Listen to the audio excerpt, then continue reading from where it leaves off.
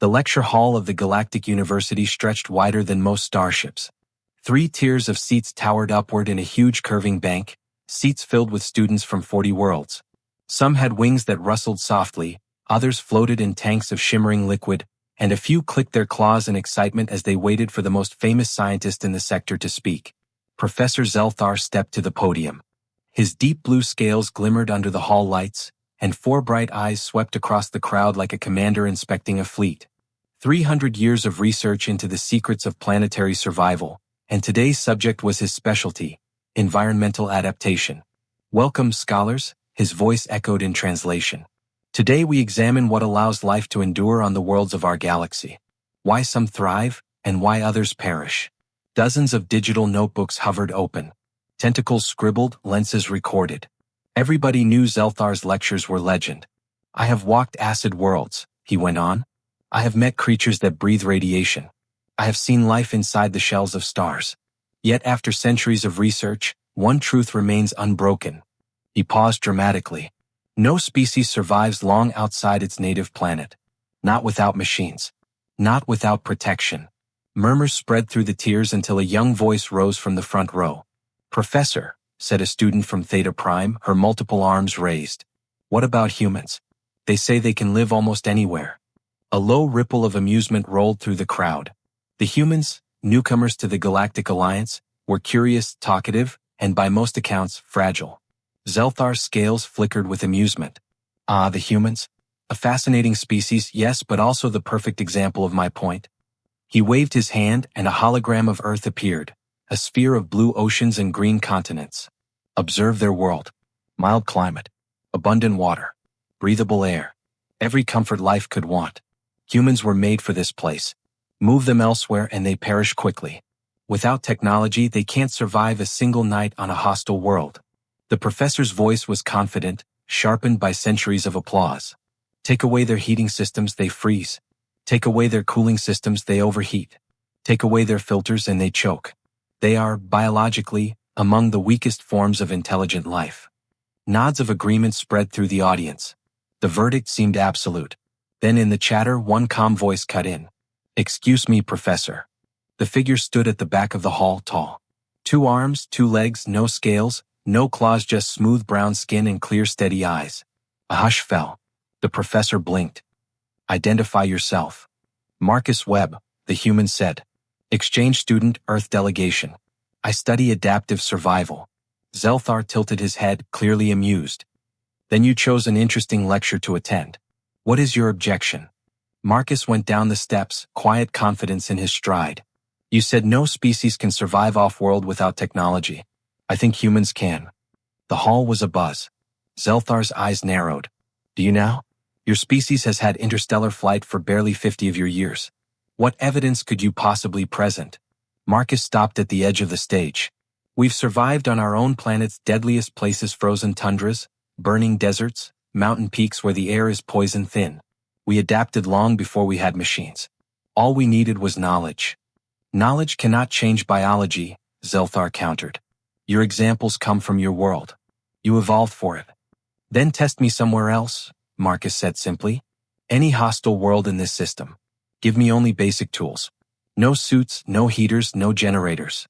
I'll show you humans can adapt. The room erupted. Whispers echoed in a dozen languages. Zelthar's scales darkened, part anger, part intrigue. He hated arrogance, but he respected a challenge.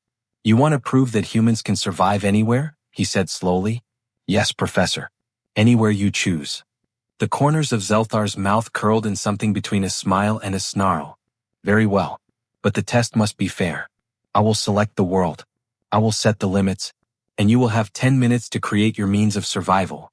Marcus nodded without hesitation. Agreed. Zelthar tapped his console and a holographic image of a white and gray moon came up. This is Frost 7. Average surface temperature minus 40 degrees Celsius. Thin but breathable atmosphere. No vegetation. No life. A wasteland of ice. The hall was filled with perfect silence. You will be given precisely 3 things, Zelthar said. A basic cutting blade, a length of cord, and a sheet of cloth. No source of warmth. No link to the outside world. You must construct a shelter to survive. A few students gasped. Others laughed nervously. It was a death sentence disguised as an experiment. Marcus only smiled. Then let's begin. 30 minutes later, the transport shuttle touched down on Frost 7. Wind howled across endless plains of white, the sky a dull gray, air sharp enough to burn skin. Dozens of alien students huddled inside a heated observation dome, all wearing insulated suits. The cold bit at them even through the reinforcement of glass. Outside, Marcus stood alone, no helmet, no heater, just a thick jacket, sturdy boots, and determination.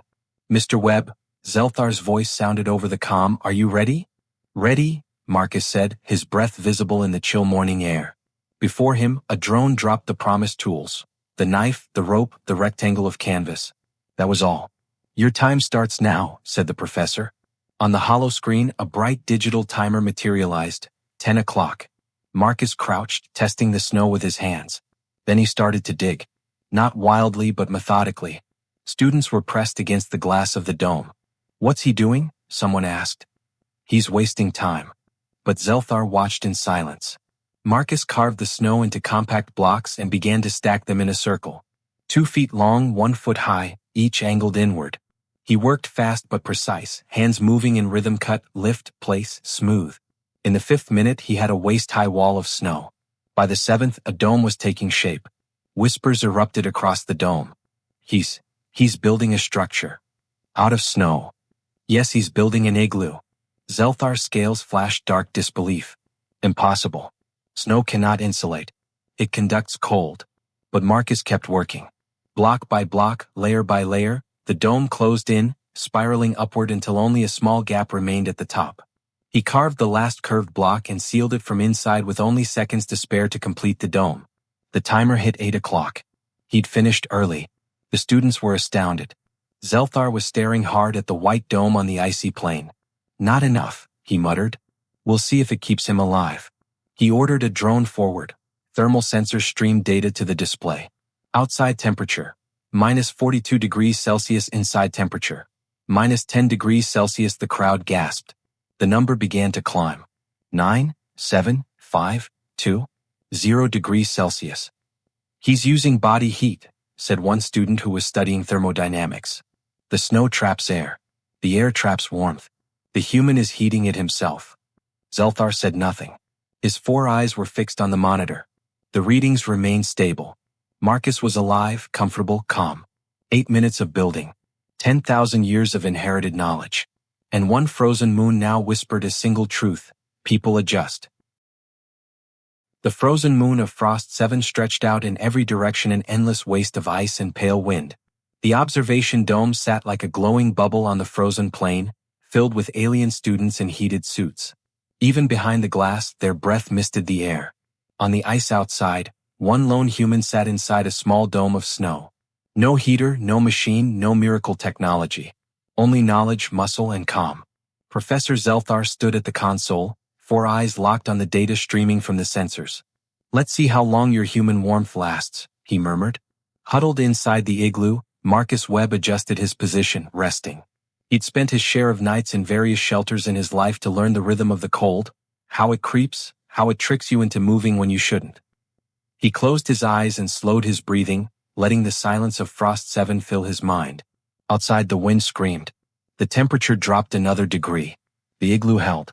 Inside the observation dome, students were glued to the display. Temperature inside stays 0 degrees Celsius, one reported. External still -42. That's impossible, said another. Snow is frozen water. It should conduct cold, not trap heat. A student from an aquatic world waved a tentacle. No, snow traps air. Air slows the movement of heat. It's insulation. The scales on Zelthar flickered dark purple, the color of irritation.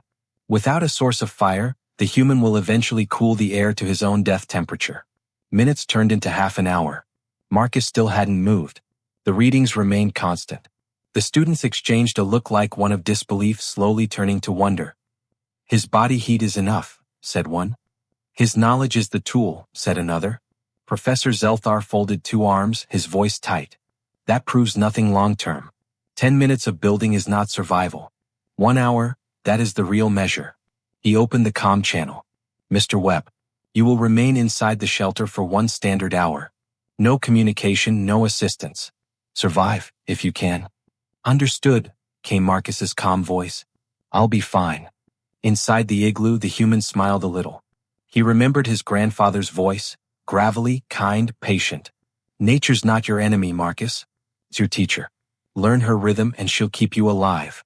His grandfather had taught him to build shelters in Alaska's winter when Marcus was barely 10. They'd slept under frozen skies while the wind howled just like this. And every time, his grandfather had said the same thing. Technology helps, but knowledge saves. Marcus slowly exhaled, letting his warmth settle through the air. The walls glowed faintly blue from the filtered light outside. The air inside felt still, silent, almost peaceful. He wasn't surviving despite the cold, he was surviving with it. When the 50-minute mark passed, the inside of the dome was silent. Even the hum of machinery faded. Zelthar leaned forward as the data refreshed again. Inside temperature, 0 degrees Celsius. Heart rate, normal. Core temperature, normal. No distress. No signs of hypothermia. This cannot be right, Zelthar muttered. He's a mammal. The cold should have slowed his body by now. A student, Crix, short and broad from a high-gravity world, turned toward him. Professor, he said carefully, maybe we have underestimated what intelligence can do. Zelthar's eyes flicked toward him, unblinking. Explain. Humans adapt with ideas, not evolution, Crix said. Their biology might be weak, but their minds are their weapon. They remember, they teach, and they use knowledge like armor. Other students nodded. A tall one with translucent wings added, they don't just react to environments, they plan for them. Zelthar didn't respond. His scales shimmered between dark blue and black, the color of deep contemplation. After an hour, the professor finally spoke into the microphone. Mr. Webb, he said, the test period is complete. You may exit your shelter. The small dome stirred. The canvas flap at its entrance lifted. Marcus crawled out slowly, brushing snow from his jacket. His face was red from the cold, but his eyes were bright. He stood tall, stretching his arms against the frozen wind. Then he waved at the observation dome, smiling. The students erupted into applause inside. Some laughed in disbelief, others cheered. Several recorded the moment with their cameras. Zelthar watched in silence as Marcus approached the airlock and stepped inside. When the doors opened, a wave of warmth rolled over him. Instantly, the students crowded around, asking questions, showing excitement, even admiration. How did you know this would work? Did you learn that on Earth? Are all humans like this? Marcus laughed, shaking snow from his hair. It's not magic.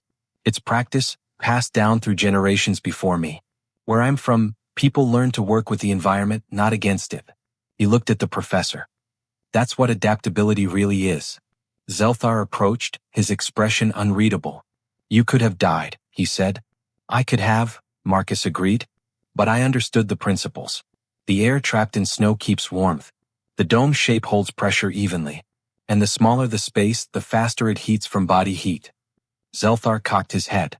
But what if you were wrong? What if Frost 7's snow behaved differently? What if the air density made insulation impossible? A faint smile was on Marcus' face. Then I'd adapt. That's what people do. We try, we learn, and we adapt again. Failure isn't the end, it's data. The professor didn't have a counter-argument for the first time. His scales lightened to a deep violet, the color of reluctant respect. The students started talking excitedly, analyzing every detail. One such thing pointed out was that human adaptability wasn't based on physical strength, it was based on transferable knowledge. One member mentioned that evolution through culture can proliferate more quickly than genetic change. It was no longer a demonstration of survival, it had turned into a philosophical revelation.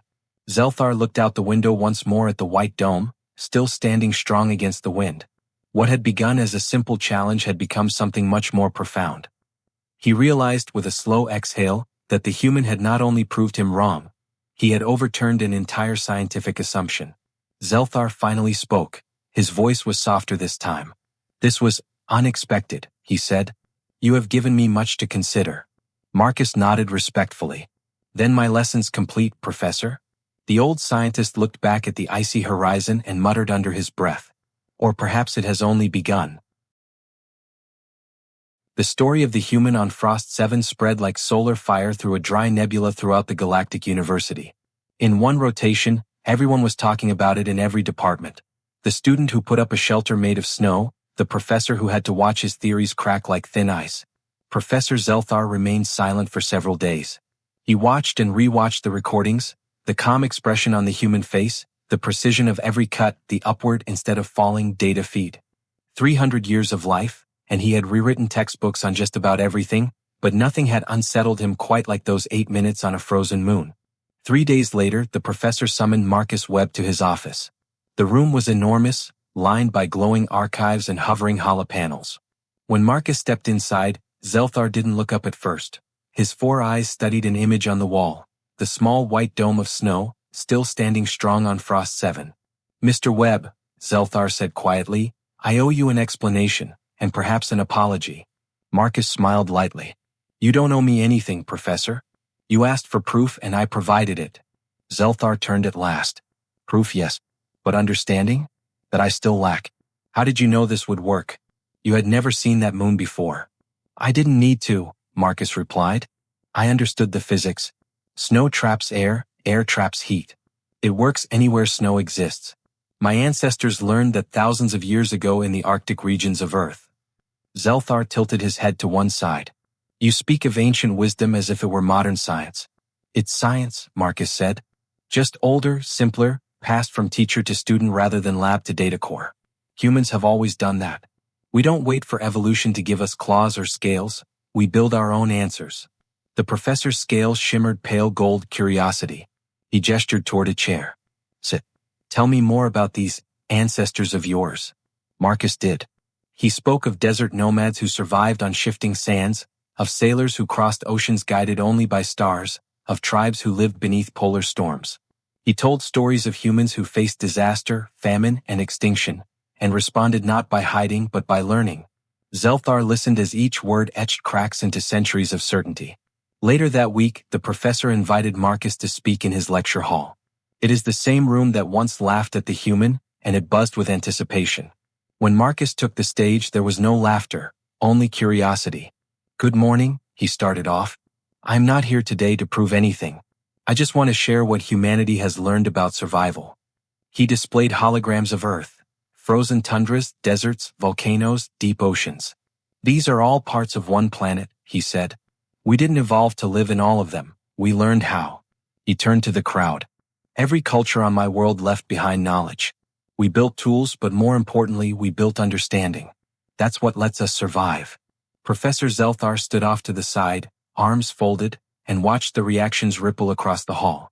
The same students that had teased the very concept of human adaptability now furiously scribbled notes. After his presentation, the questions filled the room. A student from a high-gravity world asked, "If humans are so adaptable, could you survive on worlds even harsher than Frost 7? Marcus smiled.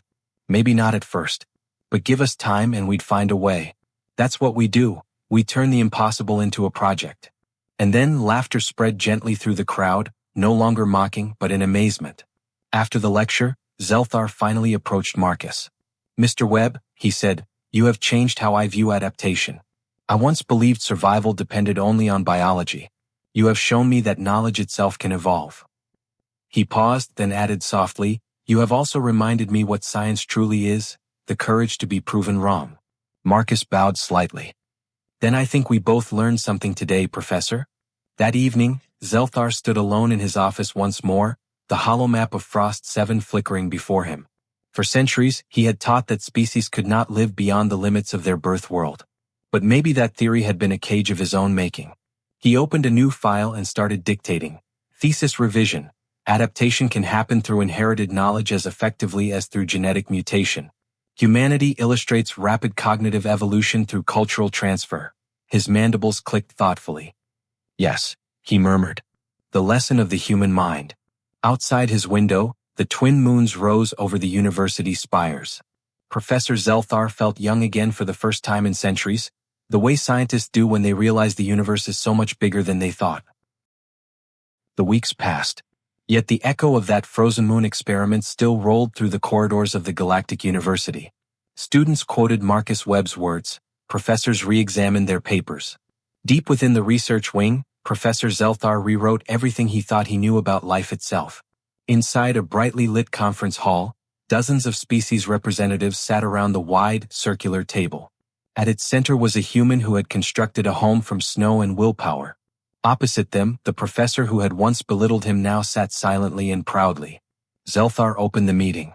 "Colleagues," he began, his translated voice calm and measured, "our understanding of adaptation has changed. We once defined survival as a contest of biology. But today we recognize another force, the adaptability of mind. We have seen it in this human before us." Every eye was now on Marcus. He nodded modestly. "I didn't come here to prove superiority. I came to show that knowledge is a survival tool every species can share. That's what humans learned thousands of years ago. When the world changes, you change with it or you disappear." The resultant proposal reconstituted the history of the university. Together, Marcus and Zelthar instituted a new program. The Institute of Adaptive Intelligence, a collaboration between humans and every willing species in the Alliance. This aim was simple yet revolutionary: to exchange the survival wisdom of every world. To learn how the desert dwellers trap water, how aquatic species harness pressure, how humans turn danger into design. For the first time, intelligence itself became a shared ecosystem. Months later, Marcus walked down the hallways where he was once an exchange student. Now, murals depicted humans alongside dozens of other species, all bearing symbols of their own resilience.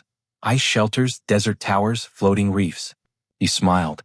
What had started as one cold challenge had grown into a warm alliance. Professor Zelthar joined him near the viewing platform. Beneath them, the training field hummed with students of all shapes and colors practicing survival techniques on simulated worlds.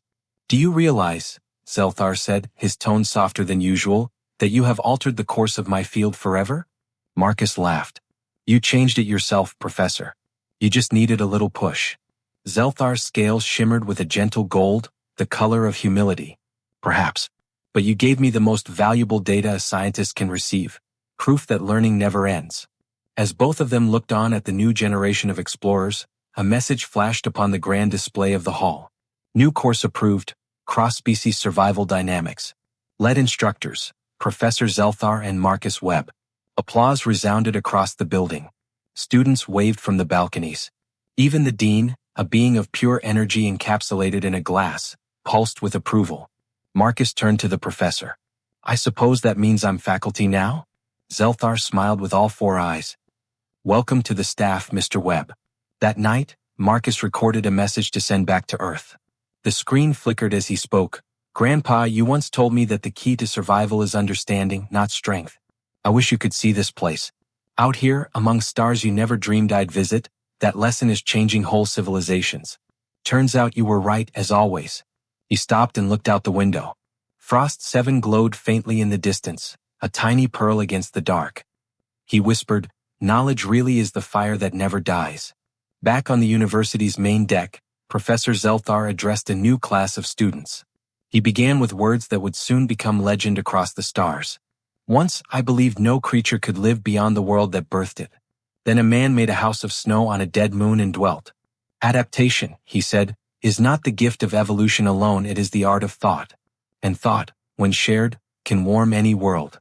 Finn, because sometimes survival isn't about where you were born, it's about what you choose to learn."